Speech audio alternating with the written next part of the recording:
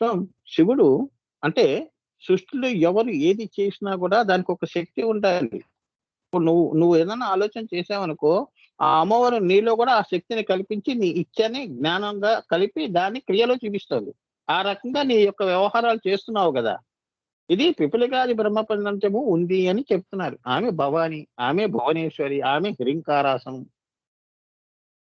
అలాంటిది నీ ఆలోచన నా దగ్గర ఉన్నది నీకు నీలోకొచ్చినప్పుడు నీది అన్నావు కదే! మళ్ళీ అదే నాకెందుకు చెప్తున్నావు? నేనేగా నీకిచ్చింది. ఇచ్చాను అంటే దాన్ని ఎలా సాకారం చేయాలి అనేది కూడా కాలానుగుణంగా అవి అవుతాయి. అర్థమైందా? ఇది ఎవ్వడు ఆలోచన చేయడు. గురువుగారు మాకు ఇలా జరిగింది, అలా అన్ని సార్లు చెప్పడం అవసరం లేదు. ఇప్పుడు ఎలా ఉంటుంది అంటే అమ్మవారి దగ్గర చిన్నప్పుడు పిల్లలు హ్మ్. సైకిల్ తొక్కుతూ ఉంటారు. నేనెప్పుడో స్కూటర్ తొక్కాలి అంటే అప్పటికప్పుడే అయిపోతుందా అది? అది ఇచ్చ ఉంది. జ్ఞానము ఉంది. ఇంక సైకిలు అంటే వయసు పెరిగిన కొద్దీ సైకిల్ మీద మమకారం పోతుంది. అది పోయినప్పుడు ఆ వస్తువు నీకొస్తుంది. అదే నీకు రాసిపెట్టి ఉండటం. అప్పటికప్పుడే రావు. ఏమ్మా? అదే వారి యొక్క కర్మలో ఉండాలి. హ్మ్. అందుకే నువ్వు పూర్వజన్మలో ఎంత చేసుకున్నావో గృహము గాని ఏదైనా గూడా అవి ఆ కాలానుగుణంగా నీకు వస్తాయి. మామిడి పండు తినాలంటే ఏప్రిల్ దాకా ఆగాలి మరి. లేదు అంటే సీసాలు పోయిన సంవత్సరం ఉంటాయి సీసాలు. అవి తెచ్చుకొని తాగాలి. మ్యాంగో జ్యూస్ అమ్ముతున్నారు. సో, ఈ 360 రోజులు దొరుకుతూనే ఉంటాయి. అవి ఎలా ఉంటాయో మనకే తెలీదు.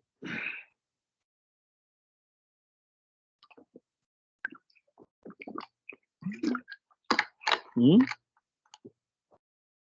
ఇప్పుడు భవాని అంటే అర్థమైందిగా. ఇంకా కొద్దిగా ఉంది. పూర్తిగా తెలుసుకోవాలి తప్పదు. సర్వభువనములకు అధిష్టాత్రి కావున ఆమె భవాని, భవము అంటే పుట్టుక, పుట్టుక అన్నమాట. అన్నిటికి అంకురం చేసింది. ఆమెయే పుట్టుక. హ్మ్. అంటే కాంతి. వాణి అంటే నాదము. అంటే వాక్. వాణి అంటే వాక్. అగ్నిర్వాక్ వాగేవ రుక్. రుక్ అంటే వాక్. ఋగ్వేదం. వేదము పుట్టినది. వేదము అంటే ఏమిటి? ఇది ఇలా ఉండాలి. ఈ సృష్టి ఇలా ఉండాలి. ఎలా పడితే అలా మనము కోరికలు తీర్చుకోంగా ఒక పద్ధతిగా తీర్చుకుంటాం. అవునా? అలానే సృష్టి కూడా ఎలా ఉండాలి? అగ్నిర్వాక్ వాగేవ రుక్. ఈ వాణి నుంచి వేదములు కూడా పుడుతున్నాయి. సృష్టి అనేది ఆల్రెడీ పుట్టి ఉన్నది. అది బయటికి ప్రదర్శన కోసం కిందకి వచ్చినప్పుడు, ఓంకారంలోకి వచ్చినప్పుడు టక్ అని కళ్ళ ముందు మెదలటం. ఆల్రెడీ ఉన్నాయి అక్కడ. ఆ! అనంత కాలంలో నువ్వు ఎలా ఒక భూమి మీద పడినప్పుడు నీ చివరి శ్వాస ఎంత వరకు ఉంటుందనేది అక్కడ ఉంది. అర్థమైందా? లేకపోతే మహాపురుషులు ఎలా చెప్తారు? "ఒరేయ్! నేను రేపు సమాధిలోకి వెళ్తున్నానురా" అని ఆంతరంగిక శిష్యులకి ముందే వాళ్ళు ఇంటిమేషన్ ఎలా చేస్తున్నారు? కాలాతీతులవుతారు. అకాల మహిమ్ని అంటారు. కాలానికి అతీతంగా beyond time, space and consciousness. ఇవన్నీ రహస్యాలు. ఇందులో అన్నీ అమ్మవారి యొక్క మహత్తులు చెప్తున్నాయి. And you feel proud and blessed that you are listening such a great mystic secrets of the అమ్మవారు.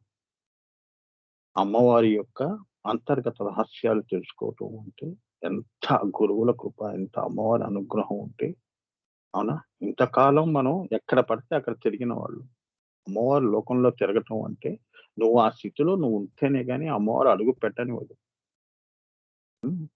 అందరూ యోగులైపోతారా? అందరూ హిమాలయాస్‌కెళ్ళిపోతున్నారా? ముక్తిని పొందుతున్నారా? అవునా? మాయ ఎలా ఉంటుంది? వెళ్ళు. నన్ను ధిక్కరించి వెళ్ళావనుకో, నేను సూక్ష్మ మాయగా నువ్వు అక్కడికి వెళ్ళినా నీ భార్య పిల్లల్ని గుర్తు చేయిస్తానంట. నువ్వు లోపల తప్పించుకోలేవు. బయట నన్ను ధిక్కరించి వెళ్ళిపోయావు. ఇంట్లో గూడా పిల్లలు చూడండి ఏదైనా మాట అంటే ఇంట్లోంచి పారిపోతారు. తండ్రేమంటాడు? తిరిగితే తిరిగాడులే వాడికి కడుపు మాడితే ఆడే వస్తాడు. అంతే. ఏమ్మా? సో, అగ్నిర్వాక్ వాగేవరు భవాని అంటే అగ్నివాక్ అని అర్థము. నాదము నుంచి అక్షరములు పుట్టుతున్నాయి అంటే అక్షరము అంటే క్షరము లేని వేదములు పుడుతున్నాయి, సత్యములు పుడుతున్నాయి, సృష్టి జరుగుతోంది అని. ఏమా అగ్నిర్వాక్ వాగే వరకు భవాని అంటే అగ్నివాక్ అని అర్థము. అంటే నాద పర అని అర్థం. నాదానికి అతీతంగా పరానాదము స్వరూపిణి అమ్మవారు. ఈ నాదం ఆ యొక్క పరా నుంచి మొదలై పశ్యంతి మధ్యమ అనే విభాగాల్లో వైఖరిగా ఆ తల్లి అక్కడ ఏమి కలగన్నదో ఆమె కలల సాకారమే ఈ భువనము అని. ఎవరైనా ఏదైనా పని చేస్తే ఓహో! ఈ పని పలానా వాళ్ళు చేశారని మనకు గుర్తుకొస్తుంది. నాకు తెలుసండి ఇది వాళ్ళే చేశారు. అని నీకు ఎట్లా నిర్ధారణ అవుతుంది? వైఖరిలోనే అవుతుంది. అవునా? చూస్తేనే నువ్వు చెప్పగలుగుతున్నావు. చూడకపోతే? సృష్టి అలా జరిగిపోయి ఉందన్నమాట. మనం చూడలేదు. పుట్టి నాకు చూపించంటే నేనెక్కడ చూపిస్తాను? అదే అంతరార్థ ఏమన్నారు? లలిత సహస్రనామ అంతర్గత రహస్యములు అంటే ఇది. నువ్వు యోగి దృష్టి తెచ్చుకోవాలి, ధ్యాన దృష్టి తెచ్చుకొని, గురువుల కృప తీసుకొని, మూడవ కన్ను త్రిపుటి భంగం చేసుకుంటేనే ఈ యొక్క భవాని అగ్నిర్వాక్ వాగే వరకు. ఏం చూసావు? ఫస్ట్ మొదటి మహావాక్యంలో ఏం చూసావు? తేజస్సు చూశాను స్వామి, కాంతి చూశాను. ఆ కాంతి ఏమిటి? తేజస్సు. తేజస్సు ఏమిటి? ఓంకారం. ఆ తేజస్సే స్థూలంలోకి వచ్చింది. అంతే కదా! మనం కూడా ఎలా వచ్చాము? నీటి నుంచి. నీరు ఎక్కడి నుంచి వచ్చింది? ఈ తేజస్సు నుంచి. నీటి రూపంలో శుక్ల శోణితాలుగా గర్భంలోకి వెళ్ళి బుధ ప్రాయంలో అండ పిండ బ్రహ్మాండంగా నువ్వు పుట్టావు. ఇదంతా ఓంకారం చేసింది. అంతర్గత రహస్యంగా నీకు కంటికి ఎవరికి తెలియకుండా జరిగిపోతున్నాయి చాలా సృష్టిలో అని చెప్తున్నారు. నేను ఇది ఒక ఉదాహరణ చెప్పాను. ఇప్పుడు కాలం ప్రవాహంలో ఎందరో కథలు ముగిసిపోతున్నాయి, కొత్త వాళ్ళు వస్తున్నారు, కొత్త కథలు ప్రారంభిస్తున్నారు, జీవిత కథలు. ఎవరు శాశ్వతం కాదు. అవునా? ఎంతమంది వచ్చిపోతున్నారు? అవునా? మహానుభావులు వస్తున్నారు, పోతున్నారు, వస్తున్నారు, పోతున్నారు. ఎలా అయిపోయింది అంటే ఇదొక దేవాలయంలా రోజుకి భక్తులు రావటం, పోవటం, రావటం, పోవటం. తిరుపతి ఎప్పుడూ మనుషులతోనే ఉంటుంది. నిన్న చూసినవాడు మళ్ళీ మర్నాడు కనిపించడు. కొత్తవాడు కనిపిస్తున్నాడు. దేవాలయం దేవాలయంలానే ఉంది. చూసారా? సృష్టిలానే ఉంది. కానీ రావటం, పోవటం, బాధలు పడటం, కష్టాలు అనుభవించటం ఇవన్నీ ఏమిటి? కాలంతో కూడుకున్న ఏంటి చైతన్యంలో మన కర్మలు మనం కర్మభూమి కాబట్టి కర్మలు చేసుకుంటూ వెళ్ళిపోతున్నాం. ఎవరు మాట్లాడుకునే టైం లేదు అంటే అసలైన టైం అది. నాకు మీతో మాట్లాడే టైం లేదండి. నేను ధ్యానం వెళ్ళిపోవాలి నేను. ఎందుకంటే అది ఎప్పుడప్పుడు రాక తప్పదు. అది ఎప్పుడు వస్తుందో అని కూడా నాకు తెలియదు. పక్కవాడు 100 సంవత్సరాలు బతికాడంటే నేను బతుకుతానని ఎలా పెట్టుకుంటావు? There is no parameters. అంతా మంచివాడు తొందరగా పోతున్నారు. చెడ్డవాళ్ళు 100 సంవత్సరాలు బతుకుతున్నారు. సూత్రాలు ఏంటో అర్థం కాదు. ఏమ్మా? సో అది తెలియదు కాబట్టి ప్రతి క్షణము మనం we are dying and again we are taking birth. మనం పుడుతున్నాము, చస్తున్నాము, పుడుతున్నాము. అంటే ఎన్నిసార్లు చస్తున్నావు? రోజు చచ్చిపోతున్నాం కదా! రాత్రి పడుకుంటావు, పొద్దున్న నువ్వు మాట్లాడతావనే గ్యారంటీ ఏముంది? మాట్లాడావనుకో మళ్ళీ పుట్టావు. మళ్ళీ రాత్రి పడుకుంటావు, మళ్ళీ లేస్తావు, మళ్ళీ పుట్టుక. చావు పుట్టుకలు అంటే అది. శ్వాస వస్తోంది, పోతోంది. ఏమ్మా? So nothing we can own it and nothing we can disown it. ఇది నాది అని చెప్పటానికి లేని ఈ లోకము ఇదే కర్మభూమి అన్నారు. ఇక్కడ కర్మ తప్ప ఇంకా ఆశించేది ఏమీ లేదు అని. కర్మ చేయటాని కోసం వచ్చాం. అర్థమైందా? సొంతం చేసుకోవడానికి రాలేదు. ఏది శాశ్వతం కాదు. ఈ సృష్టంతా ఎక్కడికి వెళ్ళి కరిగిపోతుందో, కలిసిపోతుందో అదే మన శాశ్వత స్థానము. అదే భవాని. అదే హ్రీంకారాసన గర్జిత నలశిఖాం అని ఈ నామానికి అర్థం. ఏమ్మా? నాదపర అని అర్థం. బా అంటే ఏమిటి? బా ఈజ్ ఈక్వల్ టు హకారము అంటే ఆకాశము అని. సో వన అంటే నవ. వన ఈజ్ ఈక్వల్ టు నవ. నవావరణాలు. ఈ వనము, ఈ భవనాలన్నీ వనములు. ఈ వనములకి ఇది 9 వరుసల్లో పేరుకొని ఉన్నది.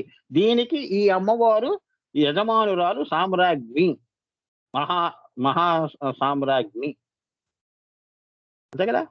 వనములు. అవునా? అన్ని లోకాలు వనములు, నవదుర్గలు. అందుకని నవ అంటే కొత్తదనము. ఈ వనలోనే అక్షరాలు తారుమారు చేస్తే నవ వన ఈజ్ ఈక్వల్ టు ఈ. అ, ఆ, ఈ. ఈ ఈజ్ ఈక్వల్ టు ఈ. ఈశ్వరుడు, పరానాద స్వరూపిణి. ఈ అంటే దాని ద్వారా వచ్చినవి. ఆమె ద్వారా వచ్చింది ఆకాశాలు అని. అహంకార ఆకాశ, తన్మాత్ర ఆకాశ, ఆ? ఇవన్నీ లేవు. భూతాకాశాలు, సృష్టి, ఇవన్నీ ఈ నుంచి వస్తున్నాయి. ఆ, ఆ, ఈ. ఈ ఇంకారం. ఈ మూడో ఈ అంటే అమ్మవారు. ఈ ప్లస్ ఈ ఈజ్ ఈక్వల్ టు ఈ. శివశక్తి కలిస్తే సృష్టి. అది చెప్తున్నాడు. ఆ ఈ ఎక్కడ ఉందో ఇంకో ఈ ఉంది. ఈలో ఉంది. అదే కిందకి దిగినప్పుడు ఇది భవాని, ఆకాశాలు, సృష్టి ముందు చేసింది అని. మనలో కూడా అదే ఉన్నాయి. అహంకారాకాశము, తన్మాత్రాకాశము, భూతాకాశము ఉన్నాయి కదా మనలో కూడా. తర్వాత కదా నువ్వు ఆత్మ అంటావు. బ్రహ్మకచ్చం దగ్గరికి వచ్చి రాజరాజేశ్వరి అంటున్నావు కదా. అంటే నీ శరీరం కూడా శ్రీచక్రమే. అది రహస్యం అని చెప్తున్నారు. చాలా. సో హ్రీం బీజము, అమ్మవారు ఏమిటి? హ్రీం బీజము. ఈ హ్రీంలోనే హకారం ఉంది, రకారం ఉంది, ఈంకారం కూడా ఉన్నది. ఇప్పుడే చెప్పానుగా. ఈ మూడు తన దగ్గర పెట్టుకుని ఉన్నది. సత్యములు, ధర్మములు తన దగ్గర పెట్టుకుని ఉన్నది. అందుకని అక్కడ నీళ్లు పోస్తే కింద వృక్షములు, ఫలాలు. మనందరం ఆ యొక్క చెట్టు ఫలాలు, కర్మలు. అర్థమైందా? మన కర్మ ఫలాలు. ఈశ్వరుడు ఇచ్చ. శిలాపాపం తలా కాస్త అన్నట్టు ఆయన ఇచ్చ చేస్తే మనందరం, ఎందుకంటే ఆయన నుంచి వచ్చాం కాబట్టి ఆయన బాధలు కూడా మనం పంచుకోవాలి. ఆ మాయను కూడా అనుభవించాలి. కర్మ అందరికీ ఇచ్చారంతే. అందుకే కర్మభూమి. నువ్వు పని చేయటానికి వచ్చావు. మళ్ళీ నువ్వు అక్కడికి వెళ్ళాలి. ఆ మార్గం వెతుక్కో, మాయా మార్గం వద్దు. ఎందుకంటే ఆయన తన కుమారుగా సృష్టి అన్నప్పుడే ద్వైతం వచ్చేసింది, మాయ వచ్చేసింది. హాయిగా ముక్కు మూసుకుని ధ్యానం చేస్తున్న వాడికి ఎందుకు ఈ సంసారం? సో ఆయనకి అద్వైతం నుంచి ద్వైతంలోకి వచ్చాడు కాబట్టి పిల్లలు కూడా తండ్రి అప్పులు తీర్చాలి, తప్పదు. ఆయన అప్పులు చేశాడు, మనం తీర్చాలి. తండ్రిగా మరి నా సంపాదన తింటున్నావు కదా, నా అప్పులు చేయలేదు. ఆస్తి ఉందనుకోండి, అనుభవిస్తావుగా. కష్టం వచ్చినప్పుడు పంచుకోవు. అలా అన్నమాట. అలా కూడా అర్థం చేసుకోవచ్చు. ఏమా? హ్రీం బీజము, అకార రకార ఇకారములు మొత్తము కలిపి హ్రీంకారము. ఇదియే భవాని, భువనేశ్వరి. ఈ తల్లి సామ్రాజ్ఞి. ఈ తల్లి దగ్గరే అందరి యొక్క చరిత్రలు ఆ పాదాల దగ్గర అలా పడి ఉంటాయి. ఎవరికి తెలియని రహస్యం.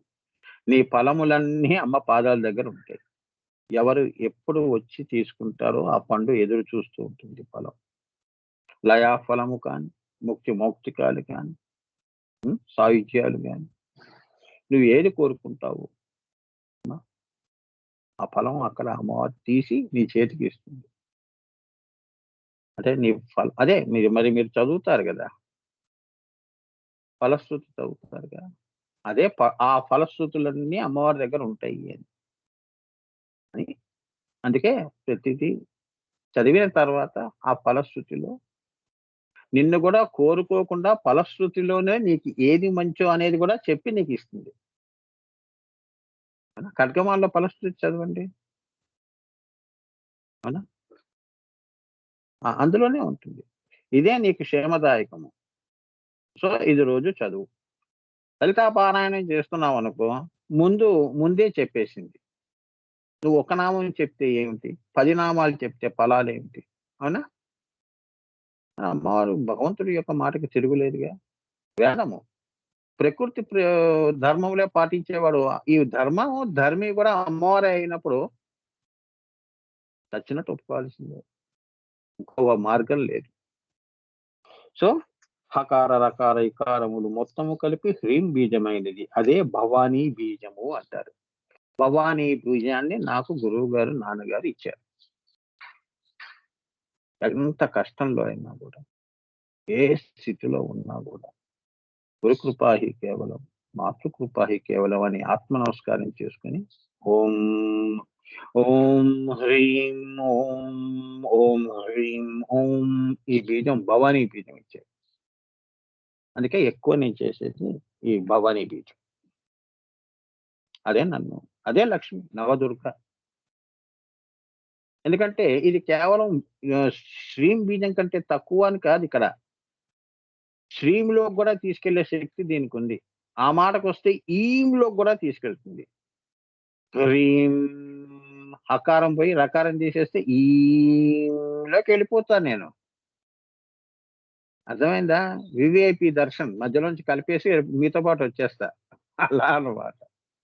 తిరుపతిలో అలానేగా. విఐపి దర్శనం ఎలా ఇస్తారు? సామాన్యుల్ని ఆపి మిమ్మల్ని పంపిస్తాడు. తర్వాత వీళ్ళని వదులుతారు. అట్లా అన్నమాట. ఈ బీజాలన్నీ శ్రీచక్రంలోకి వెళ్ళేటప్పుడు గురువుల కృపతో ఇలా అమ్మవారు దగ్గర పిలిపించుకుంటుంది. అది పుణ్యం. మన బిడ్డ టక్కన పిలిచిందంటే చాలు. ఆ మార్గం అలా తీసుకెళ్ళిపోతుంది ఆత్మని.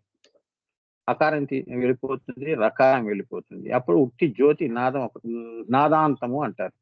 అదొక్కటే బిందువులోకి వెళ్తుంది. అదే సవికల్ప సమాధి. అంటే తనలో శాశ్వతంగా కలిపేసుకుంది. దాన్నే భవానీ బీజము అంటారు. ఎక్కడైనా ఎవరైనా అడిగితే భవానీ బీజం ఏమిటి అంటే హ్రీంకారం చెప్పండి అని. ఇది మన గురువు పరంపరలో నాకు వారు, ఎందుకంటే వారు గురు కృపాహి కేవలం వారు నాకు ఉపదేశం చేశారు. ఇది పోయే వరకు చెప్పుకోమని. అన్ని మంత్రాలు నేను చెప్పినా చెప్పకపోయినా నేను 2 మంత్రాలు చెప్పుకుంటాను ఎప్పుడు కూడా. ఓం హ్రీం ఓం, ఓం ఈం ఈం, ఓం ఈం ఈం, ఓం ఈం ఈం, ఓం ఈం ఈం అంతే. సప్తకోటి మహామంత్రాలు నేనేమీ పట్టించుకో. ఈ 2 నాకు మా గురువులు ఇచ్చారు. ఇదే నన్ను తీసుకెళ్ళిపోతాను పైకి. అలానే మీ గురువులు మీకు ఏదైనా ఇచ్చినప్పుడు అవే పట్టుకోండి విశ్వాసంతో. అదే మీరు కండి. మంత్రం వేరు, నేను వేరు అని కాకుండా మంత్రమే, నువ్వే మంత్రివి, నువ్వే మంత్రము. అలా. ఆ స్థితికి ఎదిగితే ఆ ఈం అనే ఫలాన్ని మీరు అందుకుంటారు.